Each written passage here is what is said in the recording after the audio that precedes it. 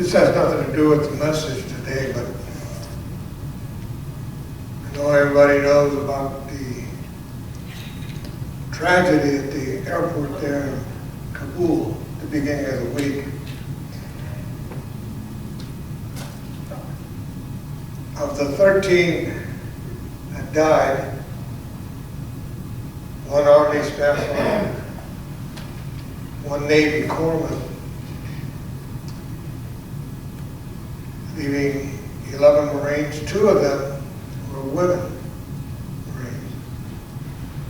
One of them with children at home.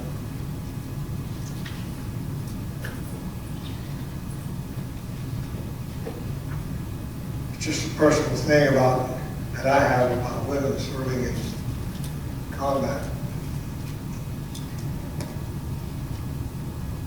But brought several things in mind about tactics and maneuvers. A day ago, or 2 days ago, and now it's just coming out in the open, that they had, all of them were gathered at one place there at that entrance gate, grouped together. And never did you have everyone so tight, because one, we would say one grenade would get you all. You had to be spread out. That all falls on the leadership, but that's not here or there right now.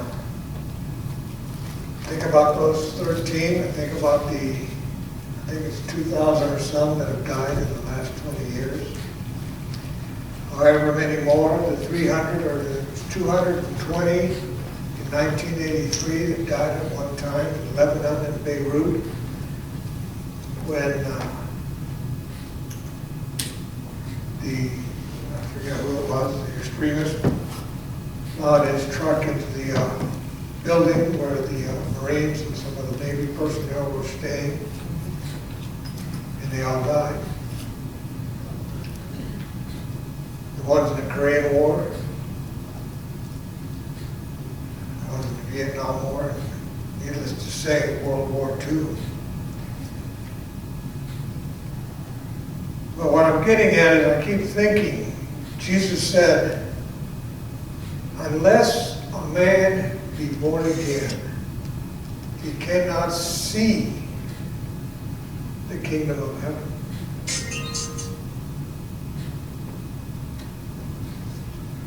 So of all these people that died, I'm just sticking with the military right now. How many of them were born again? Especially those that died instantly. There have been feats of heroism by some Navy chaplains, most of them Catholic priests, who went right along with the men.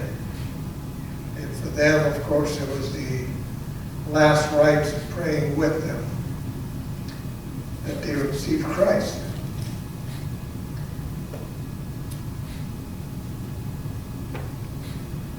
One even received the Medal of Honor, I believe, in Vietnam, who was stationed with the 9th Marine. But that's just a few of them. So I don't know.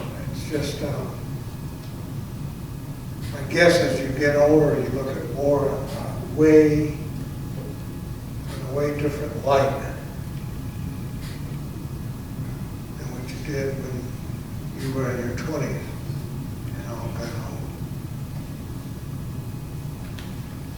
And then that also brings about our leadership. Now, I've been bouncing off the walls this last couple of weeks, and I've been saying some things that our leadership is terrible.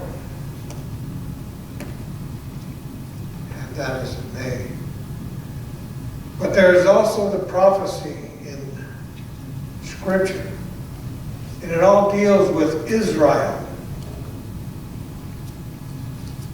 I'm not going to get into any specifics, but you know, because most of you have heard, that eventually other countries will come against Israel, and that may just open the door for the Antichrist to come in and make some kind of peace. And then everybody keeps talking about, well, where is the U.S.? Or where's the Western Hemisphere? They're not mentioned at all in Scripture. Well, I don't know. But God is sovereign. He has His providence. He does things so that it all leads back to Israel, because Israel is the one who is still under a covenant, and Israel is the one that is going to, I'll use my words, pay the price for their past sins. Who is the only ally that Israel really has? It's the West. And if the West is out of the picture, whether it's because we got a poor military now, or bad leadership, or our economy is bad, we can't step in to help.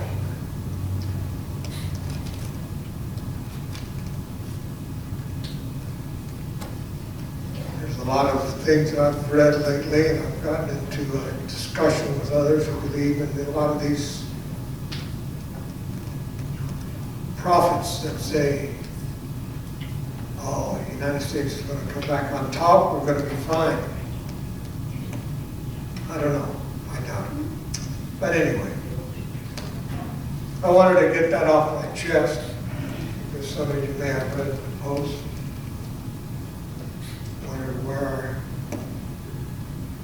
where I stand and where I'm heading with all of that, what I say. But one thing, regardless of what we think of the current president, I reread my message from the 15th about the long, dark night of the soul. And when I was watching his, I guess, talking to the press, and one reporter asked him a very good question. And of course, the picture of the president now bowing his head, leaning on his little case. I felt bad for him. I felt bad for him. He shouldn't be there, I don't know, but I felt bad for him. And he is. I wrote it as passing his dark night of the soul.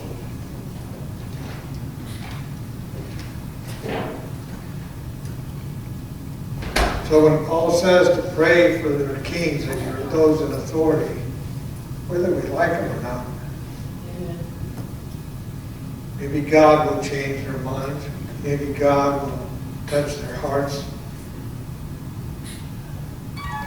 Maybe God will change things, because this country is also